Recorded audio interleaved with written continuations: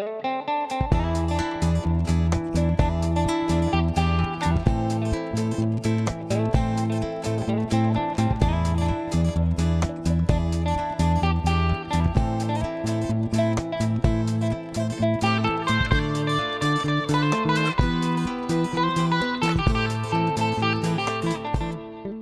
les makers, Crazy Doob, gravure laser aujourd'hui avec la découverte de cette ATEZR L202. Clairement, vous n'êtes pas prêts.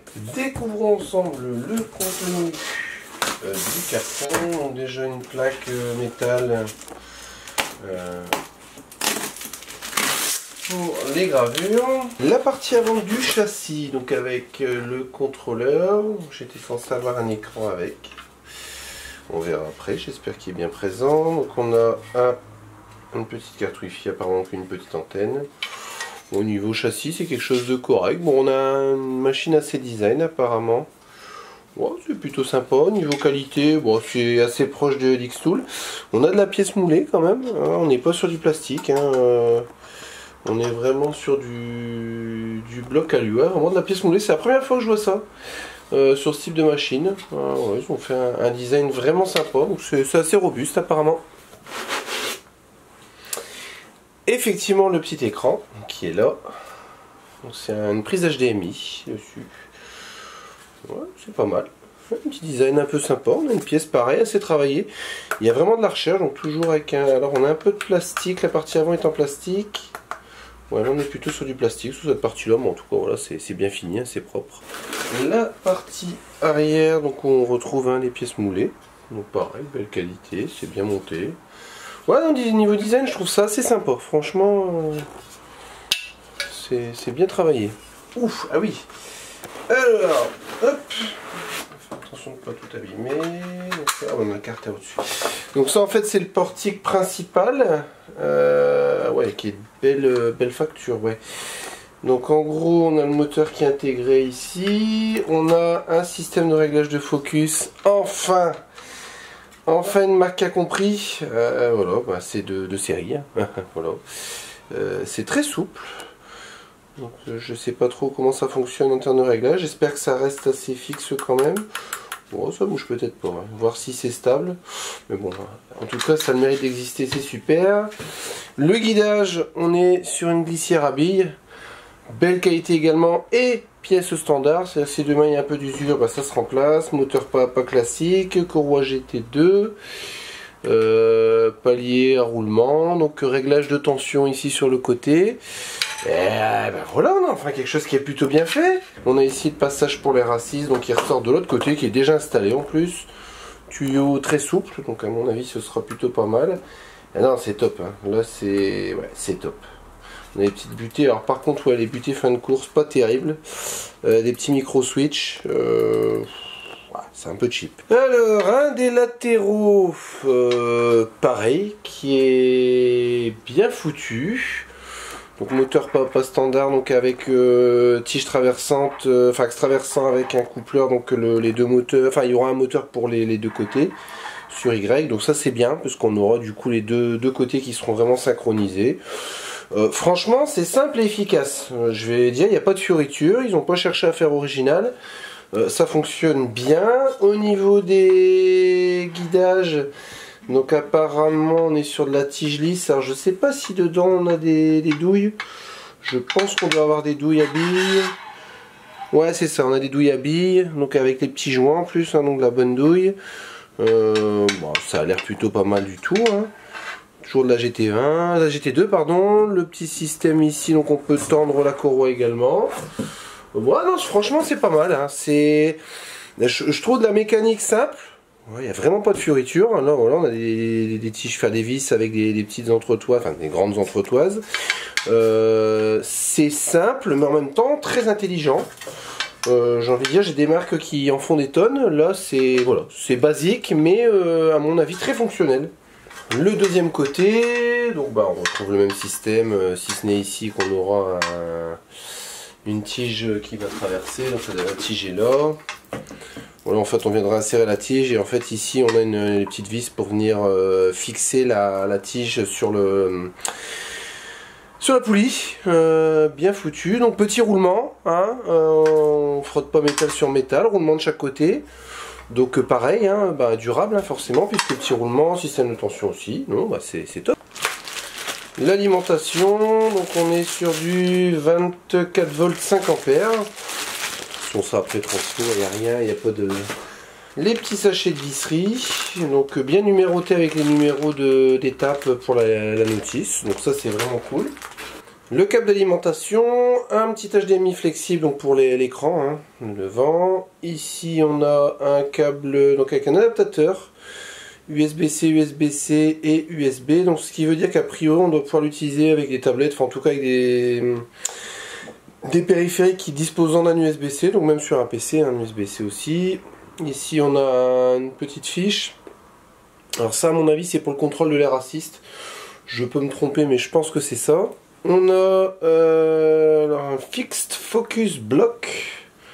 Alors un bloc pour focus fixe. Donc je sais, bon, j'imagine que c'est pour régler le focus. Alors est-ce qu'elle est légèrement trapézoïdale? Non. Bon on regardera à quoi ça sert, mais en tout cas voilà. Ouf. La pompe pour l'air assist. Un bon gros bloc.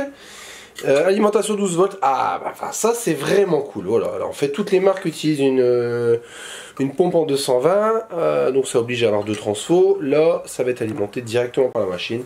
Ça, c'est juste génial. Une paire de lunettes de protection cheap mais classique. Par contre, bien fermée. Ça, c'est plutôt bien. La tête laser. Ah ouais. D'accord, bon, bah on est sur une belle grosse tête, hein, j'ai envie de dire. Je vais essayer de vous l'approcher un petit peu, faire un focus, voilà. Voilà, on a une tête assez sympa, donc a priori on a un focus automatique, si je ne m'abuse, puisqu'on a un petit capteur. On a ici un émetteur laser, donc j'imagine que ça doit générer une croix ou quelque chose comme ça.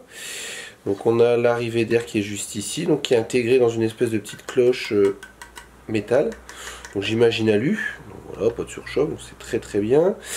Et bon là j'ai pas encore testé la chose, mais j'avais vu qu'a priori ici c'est une petite réglette de LED, alors je crois que c'est lié au réglage de focus. Non.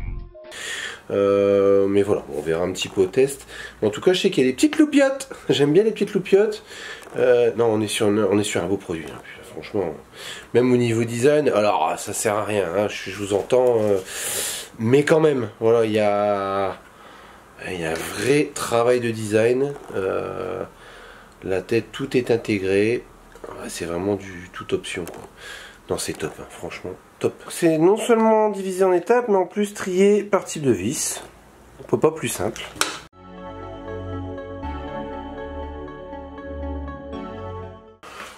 Étape 2, installation de l'axe de couplage pour les deux côtés du portique, hein, tout simplement.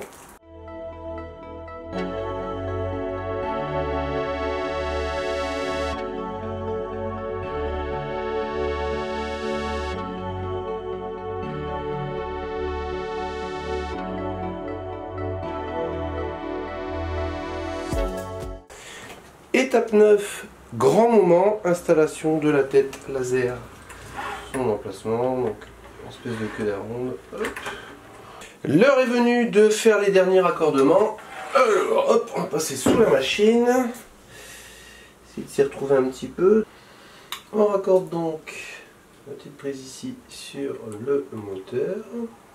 On aura ici également la grosse nappe qui se raccorde ici. Donc a priori sur la notice il est précisé que le câble de sauvegarde, pas besoin de se connecter à la machine. On vient remettre en place le cache du chariot. On vient raccorder sur la tête laser le connecteur adapté au niveau de la tête. Et on aura également un petit connecteur là sur le côté. Donc je sais pas si on le voit bien, je vais essayer de vous zoomer un peu. En gros sur ce bloc là on a une petite prise sur l'arrière. On peut venir accorder le tuyau d'air. On peut installer l'écran. Donc là on peut pas se tromper, hein, HDMI, HDMI. Le petit écran magnétique. Ouh, la pompe à air avec le petit câble double jack. à mon avis, hop, output, output, output. L'alimentation électrique qui se met également sur le côté. Chacun des tests des machines laser que j'ai pu réaliser m'a toujours plus ou moins laissé sur ma faim. Voilà, même si j'ai eu des machines dans les mains super comme la Xtool D1 ou la Laser Master 3, j'ai toujours des petites critiques à faire. Voilà, j'ai pas un esprit particulièrement plus critique qu'un autre, mais en tout cas voilà, j'aime bien mettre en avant les points négatifs aussi, hein, pas juste vous vendre du rêve. Là j'ai envie de dire que j'ai retrouvé des éléments, des fonctions que j'attendais depuis longtemps. Un écran tactile réellement fonctionnel et fiable. Alors j'ai eu des machines avec des écrans déportés qui fonctionnaient un peu une fois sur deux, en tout cas qui présentaient souvent des problèmes. Là ils ont fait simple, il n'y a pas grand chose au niveau du menu, on a vraiment quelques réglages et le menu gravure. Menu gravure d'ailleurs qui permet d'aller chercher les fichiers via une prise USB, enfin via une clé USB du coup. Fini le branchement, débranchement d'une carte micro SD que je trouve toujours assez peu pratique au final. On retrouve la petite clé de sécurité comme on va avoir sur la Laser Master 3 qui est utile vraiment si on est en Fab Lab ou des choses comme ça. Ça évite que la machine soit utilisée par des personnes non autorisées. En particulier, pas vraiment d'intérêt. La fonction principale et que j'attendais réellement depuis longtemps, je vais même dire les fonctions, il y en a deux. C'est l'autofocus. Alors franchement, je l'ai testé sur plein de matières. C'est redoutablement efficace. C'est hyper pratique. Fini le réglage à la main, la cale, voilà, c'est top. Le petit moteur pas à pas fait l'ajustement. Après, si effectivement il y aura quand même besoin de faire un petit ajustement manuel, si on travaille sur des matériaux vraiment très épais, hein, ça permet de descendre un petit peu le focus pour vraiment aller en profondeur dans la matière sans trop brûler. Mais en tout cas, dans 90% des utilisations, c'est vraiment super. L'affichage de la puissance, c'est complètement gadget, mais je trouve ça assez mignon, je trouve ça sympa, voilà. Le look de la machine est de toute façon juste incroyable hein, par rapport à tous les concurrents. J'ai envie de dire que la Xtool était déjà plutôt jolie. Là, on a vraiment une machine très design, très sympa. Et le deuxième point que je voulais mettre en avant, et ça, je trouve ça pratique, incroyable, mais en même temps tellement bête, c'est le pilotage de la pompe à air par la carte mère directement. Voilà, il y a pas mal de marques qui vous vendent une pompe à air qui est branchée malgré tout sur la carte mère, mais qui n'est pas pilotée. Alors je sais que j'ai l'un d'entre vous en fait qui m'a contacté il y a pas longtemps, je crois que c'était avec une Atomstack K20 Pro. C'est dommage parce que la pompe est branchée sur la carte, mais elle n'est pas pilotée. En fait, elle fonctionne en permanence. Là, elle est vraiment allumée quand la machine le décide, donc on peut le piloter directement via un G-code. Donc clairement, c'est une machine incroyable. Grâce à Lightburn, il sera très facile de définir des couples vitesse-puissance en fonction des matériaux. Donc on va aller dans Laser Tool Material Test. Et ici, on va pouvoir créer une espèce de grille. Donc ici, en l'occurrence, de 10 sur 10 carrés. Donc vitesse-puissance, donc sur axe X, sur axe Y. On pourra choisir d'autres paramètres si on le souhaite. On va définir les plages de vitesse et de puissance, donc minimum, maximum. Donc on verra qu'on peut l'ajuster au fur et à mesure pour vraiment créer une grille relativement précise. Et on va pouvoir définir ici la hauteur et largeur des petits carrés. On pourra ici définir la vitesse et puissance de gravure des textes. Donc si on fait un petit preview ici, hein, on voit ça permet de régler ici les puissances et vitesses utilisées pour la gravure. Donc en fonction de la matière, c'est le seul paramètre qu'on ne pourra pas tester. Hein. Et puis on verra ici les petits carrés qui seront gravés en fonction des grilles de paramètres qu'on a définies. Un petit test matière sur une tôle inox, donc c'est la tôle d'une autre machine qui a déjà bien vécu. On fait un petit autofocus. Voilà. Et maintenant, je vais pouvoir faire mon test matériel.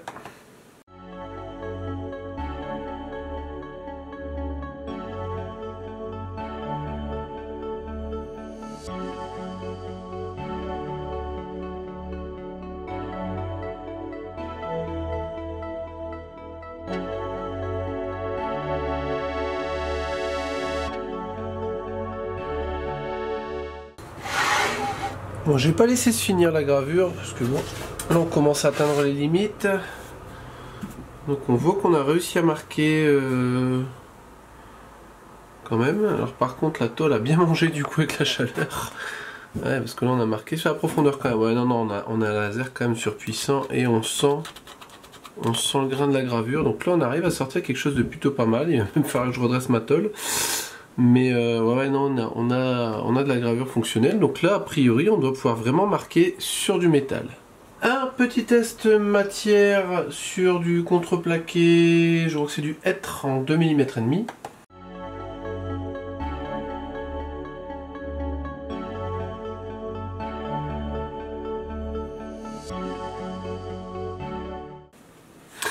Bon, je suis parti sur des valeurs un peu arbitraires, hein. Du coup on sait que en gros la machine va travailler entre 750 mm et 150, voilà, en fonction de la puissance. Donc en gros on pourrait refaire un test donc en se basant un peu sur ces gammes là et du coup retrouver vraiment les gammes plus précises. Mais en tout cas ça nous donne déjà un premier ordre d'idée des valeurs exploitables avec la machine.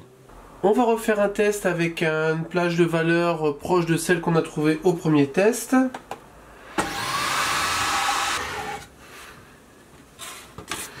Second test matériel. Hop là.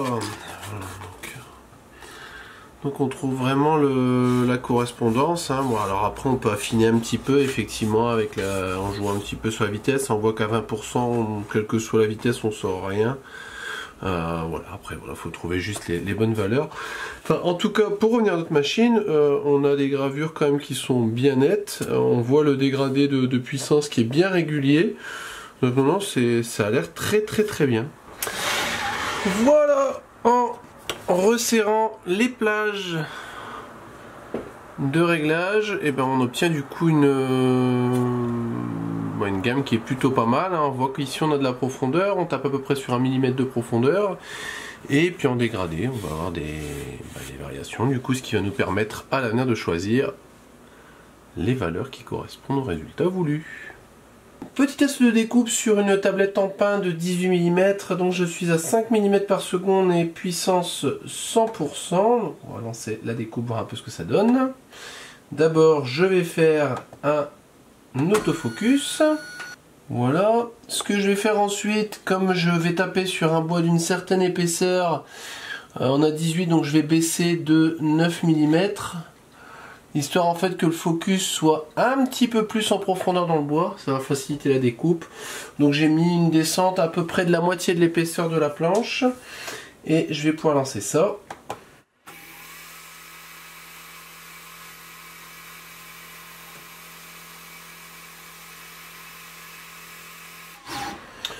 Là, à mon avis, je suis pas passé au travers. J'étais à mon avis un poil vite.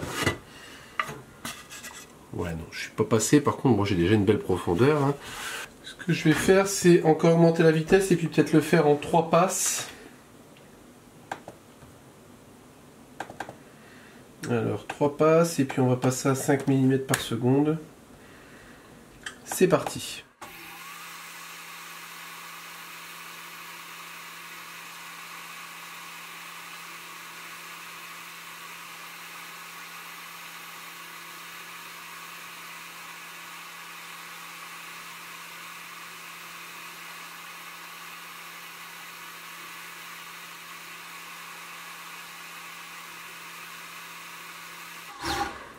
Voilà, qu'est-ce que ça dit? Ah, c'est marrant, il y a toujours un petit manque. Hein. Il y a toujours un petit manque. Je suis passé au travers par endroits, mais vraiment pas partout. C'est vraiment rigolo ça. Allez, dernière tentative.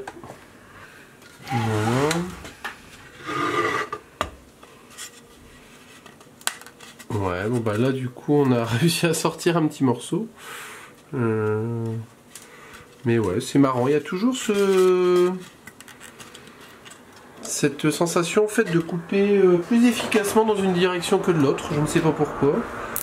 Mais bon, en tout cas, ouais, on voit bien que... Ouais, il reste vraiment pas grand chose, quoi.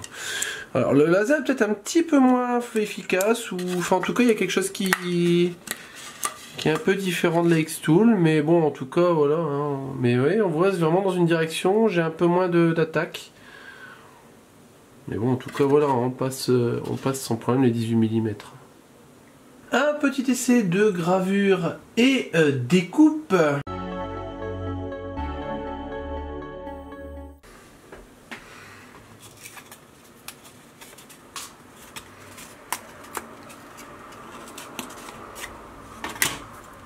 Oui, il y a des petites franges qui restent quand même par endroit. Mais bon, dans l'ensemble, c'est très très bon. Voilà. Après, ma planche en bois étant voilée, forcément le focus n'est pas correct par certains endroits, donc forcément on a des petites zones où ça découpe un peu moins bien. On a un résultat quand même qui est très très bon. Vous l'aurez compris, je suis sous le charme de cette machine. C'est jusque-là la machine la plus avancée que j'ai pu tester. Vraiment, elle est ultra précise, elle est puissante, elle est bourrée de fonctions hyper agréables. Vraiment, il n'y a pas grand chose à dire. S'il y avait peut-être une critique, parce que oui, il y en a toujours une, vous connaissez maintenant, c'est une fonction que j'avais découvert avec l'Orture Laser Master 3, où on retrouvait en fait à l'arrière de la machine une petite prise avec un switch pour le rotary module. Là malheureusement ça n'existe pas sur la machine. Alors après il y a une prise pour le moteur qui est accessible là, sur l'arrière, juste là. Et voilà, c'est dommage parce que s'il y avait eu ce petit point là, on aurait fait un perfect. Franchement, si je devais noter cette machine, je lui mettrais un joli 9 sur 10. Parce que on a vraiment une machine qui est très bien designée, qui est massif, vraiment costaud. Au niveau de la réparabilité, alors ça je le mets toujours un petit peu en avant, même si voilà, c'est secondaire. Mais au niveau mécanique, il y a une utilisation vraiment de beaucoup de pièces relativement standards. Bon, il y aura juste au niveau de la carte mère, comme beaucoup maintenant, où au niveau réparabilité ce sera un petit peu différent, mais voilà, on a vraiment une machine qui est bien pensée, qui est de belle qualité, qui a de très belles fonctions. J'adore. Voilà qui conclut cette vidéo test de cette ATEZR L2 24 watts. Si vous avez des questions, des commentaires, ça se passera juste en dessous de la vidéo. Likez, partagez. Abonnez-vous, vous êtes encore très nombreux à consulter les vidéos et ne pas être abonné, c'est vraiment très important pour nous. Rejoignez-nous sur les réseaux sociaux, prenez soin de vous et je vous dis à bientôt pour de nouvelles vidéos.